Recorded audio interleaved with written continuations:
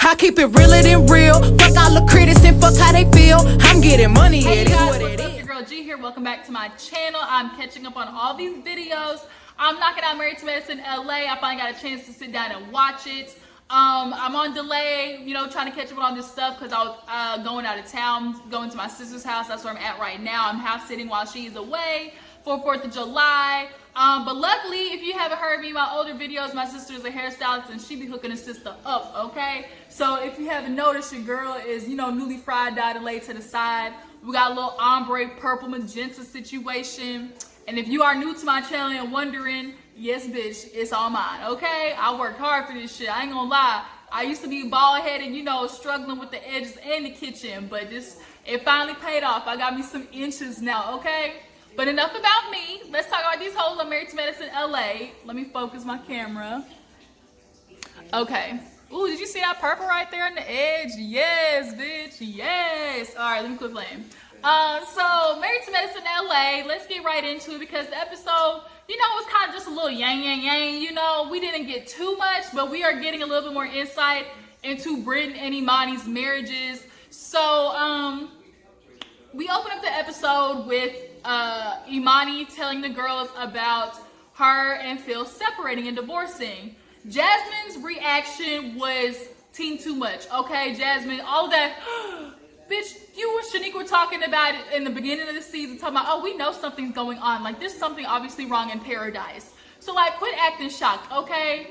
But overall, at least most of the girls gave her support. They were there for her. Imani is finally trying to open up, which is hard for her. She's an only child, I'm pretty sure. So she doesn't have, the ability like some people to just be, freely open with her information. She's used to handling things on her own. So all the girls, Shanique came up to her and was like, girl, we're here for you. Like, we're your girlfriends. Like, you can tell us everything. And everybody was like, dang, you and Phil are over. This is crazy. So now all she has to do at this point is, work through it with herself mentally. She has to tell her son, Idris, which we see later on in the episode. And then they all agree that they're going to go out of town. They need a break. They need a refresher. Imani needs to get her mind out of, this stress place that is in right now and dealing with Phil's ass because he basically gave up on trying to work on the marriage. If you ask me, had Phil said, hey, I want to work on it, Imani would still be in this thing. But Phil doesn't. And I guess that just is what it is. So they all agree that they're going to go to Palm Springs. Shanique and Jasmine end up leaving. And like outside the house, Shanique is like, oh my God, we got to be there for her. We got to check on her. And, Shanique is looking like, she wants to be there for Imani, but Jasmine, I'm still feeling like, you see how she was quiet over there when everybody else in the beginning was kind of like, oh my God, Imani. Like, she literally was looking like, man, I knew it. She was basically in her head thinking, yep, I knew something was wrong in paradise. Bitch, we need to worry about what's going on in your paradise and that Scarface ass house you got. Where is your husband at? This is called Married to Medicine, and we have seen everybody else's face. Now, I'm sure she probably trying to keep from having another Joe Giudice and Teresa Giudice moment because something over there ain't sitting right with me. It just isn't. But moving on, next we see Imani talk to her son about the divorce and separating. I guess her and Phil talked to him off camera and explained that they're separating stuff, and she just wanted to check on him. He seemed to be okay. He was like, most times when we call family meetings, it's in the back of my head, like that could have been an option. And obviously it was. And she's just like, look, there's a whole bunch of, things that might be going on in your head, acceptance, grief, anger, just know you can tell me all those things. She basically was like shrinking her son, but not really, she was being a mom to him, but still letting him know, like, we can talk and stuff like that. And Imani has a good way of talking to people and working things out with them without coming across like she's trying to be a shrink, which, it's kind of hard to do for people who are in, the psychiatrist world. People don't want to feel like they're being counseled. They want to feel like they're just talking to somebody. So I think Imani handles that well. But the son was like, does that mean my PlayStation time is going to change? And she was like, boy, if you don't get your ass out of here, So we see Britton getting ready, talking to Mac and stuff, and she's, you know, like, look, we're gonna get Imani out of town. You know, she needs a break, and Mac is kind of like looking at her like, get ready and stuff like that. He's like, girl, you got the granny panties. She's like, man, you knew me in these granny panties. It's gonna keep me under control. I think Britton and Mac are gonna be next if she don't quit playing and have sex with his fine ass, because girl, you are not understanding. You picking your son over this man is not gonna end up well, which is what they end up talking about at the retreat. So all the girls except Imani get on a party bus, and Imani drives separately because, I mean, this trip is kind of like two different things. For the rest of the girls, it's kind of like a turn-up time, but for Imani, it's more of a decompression trip, you know? So she's talking on the phone with her mom, talking about how, you know, she just wants to drive, be chill. But on the ride there, them girls was turned. They was litty two titty. They ended up, I guess, taking some edibles, popped some type of something, and everybody was with the shits on that bus ride. Shanique talking about, ooh, I'm feeling it, like I'm horny or something, like, where's Robert? And then Britton over there panicking. You know, when you do that sit still, you trying to be talking to yourself in your head, like, okay, bitch, get it together. Don't do it. Like, okay, it's feeling right. Okay, am I feeling my hands right now? I can't feel shit. Like, Britton was over there like, can I get the activated charcoal so I can get this shit out of my system? Leah's been doing this. Like, she's been used to taking edibles. I know she said that in the earlier episode to Imani. But it was nice seeing them all just have fun. Jasmine was acting out, like posing, like it was a lot, but it was fun to watch. So they all get there and go for the rooms. Imani said, y'all bitches, y'all grown, y'all can find your own rooms. The house was very nice. Imani invited over a shaman, and I like, you know, doing the holistic route and seeing, you know, if we can do something different. I'm really into like the sound meditation. I did that how many years ago was that? When I was in physical therapy after my car accident, they did a sound therapy room where, you know, they have the big bowls and they have like, you know, the thing in the circle, and it makes like the, you know, the humming sound. Now that shit is something else. It just soothes you, it puts you like in a different mind frame. So the shaman is basically there to clear all of Imani's chakras, you know? So the other girls, though, being typical black women, talking about, nope, not gonna do it. Jesus would be pleased with me doing this. And it's like, man, bitches, have an open mind. Like, don't, you know, judge it before you try. Don't knock it before you try it. So Imani goes out there, lays down, and he does all his, you know, chupacabra stuff, and, you know, touching on her bald head and whatnot. And the girls are just sitting there watching. And I really appreciate, you know, Imani, you know, even though she's a doctor, she still is open to, like, you know, the holistic, you know, metaphysical, I think she called it, type route, because a lot of doctors believe more in science of things than, you know, the holistic route. And, you know, sometimes that is a lot better. You know, sometimes being scientific and hitting the books is not what some people need, you know? But they end up doing that. After that, I think that's when they eat. So they're all eating, and of course Jasmine has to be difficult. I'm like, you got some chicken back there? Bitch, if you don't eat this damn steak and shut up. Like, and then they had a salad, so you can eat all the salad you want with the apples and walnuts on it. Like, they was like, girl, all you want to do is eat bland-ass chicken. Like, salt and pepper is not going to kill it. You're not going to gain weight. Adding a little bit of onion powder, garlic powder, and Lawry's. Like, those are like the three that you need to always keep in your spice cabinet. No, it's about 4 or 5. The key ingredients are onion powder, garlic powder, Lawry's, Tony's, and maybe some pepper, like black pepper. So if you got those in your cabinet, you can, you know, make a little something shake. So, but the fact that she just would, but then she actually turned out to like the food and was like, oh my God, like I could keep eating. And Kendra was over there mad because, you know, you stole her cornbread last time, and now here you are eating all the shit. So then we get into Britton and how she's basically saying she basically prefers her son over her husband. Britton say what? Hold on, you got that fine ass husband and you choosing your son over that? No, ma'am. And the girls was like, that's not right, Britton. Like, that's your husband. Like, you're gonna have to work on things. Shanika's telling her, like, in the confessional, she was like, look, you have, I think Britton honestly just did that trip getaway to suffice her husband basically. Oh, I'm just gonna appease him for this little bit and that should keep him fine, you know, for the next month or so. Like, something is happening over there that is not making sense, because she's saying, you know, I'm not getting the affection and the love and stuff like that, but as much as somebody could not be giving it, the other person needs to be giving off the energy that they're open to receiving it. Because if you give off that energy like, I don't want to be bothered, or, you know, I'm not really in the mood, somebody's gonna be like, well hell, what am I trying for, you know? And I think that's where Mac is at. She is giving off that she's very much rather would be in the bed with her son. So he's like, what am I gonna fight it for? I'm just gonna go sleep in the guest bedroom if, you know, that's the way she wants it.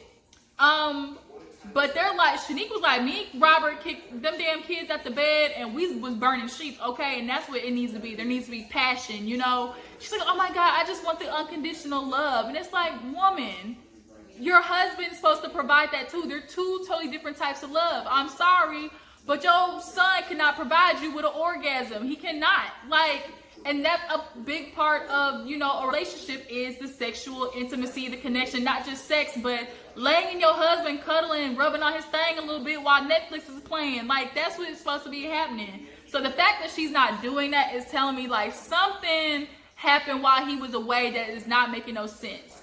Because the way she's pushing him away and the way that Mac is not really fighting it makes me feel like he knows he's in trouble for something. He's just waiting for Britton to allow him back in, I guess.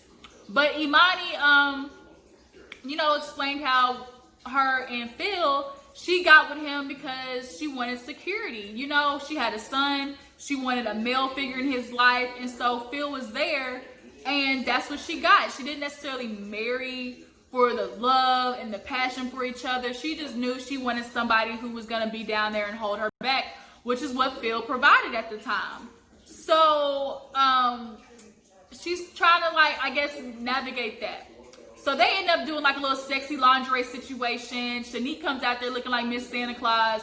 Jasmine has on a black lingerie thing, nothing new. Kendra came out like, bitch, okay, this is sexy for me. Had on this silk pajama set. You know what? I'm not gonna lie. I can't sleep in pants. I can't sleep in pants. I can't sleep in tights. Like, it has to be a shirt and t-shirt. I don't like the feeling of being constricted while I'm asleep. I don't even sleep with socks. Honestly, I can't. But they all come out and I guess do like gag gifts because Christmas was like in 2 weeks or something. And then Imani came out, y'all. I don't even like females, but Imani is a bad bitch. You cannot tell me she is not. The way she is strutting, she could replace Naomi Campbell. Like, I mean, I know Naomi Campbell was, you know, a supermodel, is a supermodel, but it's something about Imani that just gives off just like strong sex appeal that is untouched, okay? Jasmine's like, I hope I look like that when I'm old. Bitch. Shanique was like, girl, like, she digging. Jasmine is digging. She low-key doesn't like the fact that Imani gives her a run for her money, okay? Jasmine has been used to being the center of attention her whole life, the cute light-skinned girl, so she got to keep her body in check so her husband won't leave her, but his ass is still going to leave her when he get tired of having to buy her Birkin bags, and the next bitch is going to accept a Chanel watch. Like, Jasmine, eat you a burger and shut up and sit down and quit being mad, okay? So they all sit down and give each other the gag gifts, and who had who? Kendra got like a little silver bullet from Britton. Britton got like a thong set for Mac from Kendra.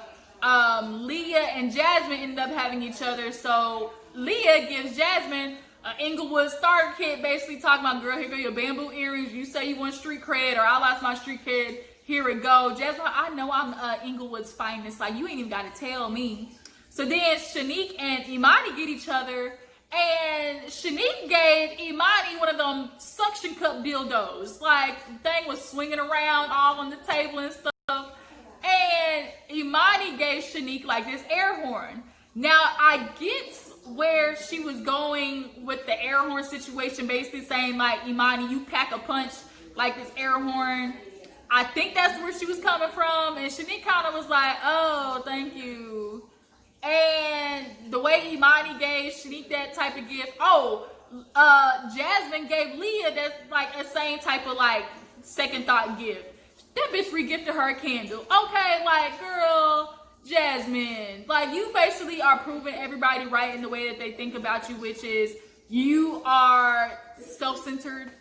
You don't really care as long as you know people are looking at you, making sure you look good. That's all that matters, because you couldn't even take the time to find a damn gift. Like Leah put thought into that. And you couldn't even take time. I mean, I guess you gave her a bougie ass candle, but still, bitch, like, So, I guess Shanique surprised them with some strippers. That stripper was horrible. He looked like he was on something. He was just off rhythm. It was not it. That must have been his first week on the job.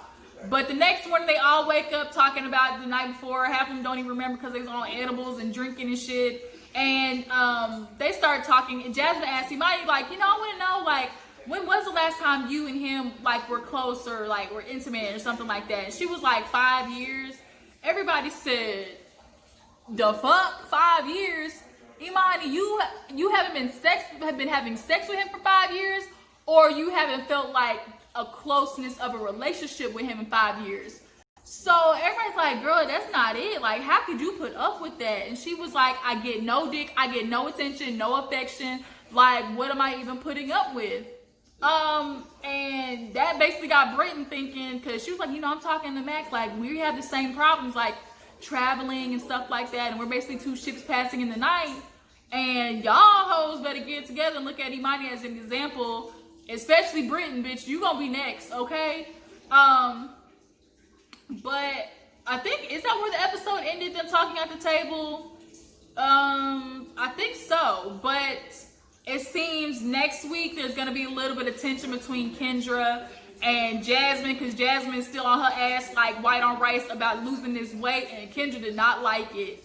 But Imani, you know, I'm proud, you know, that you're opening up and you're allowing people into your life.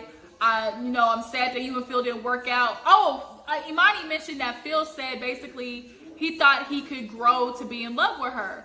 And I think Phil kind of did what Imani did, which was for the moment, like, this is okay, I can make it work type situation.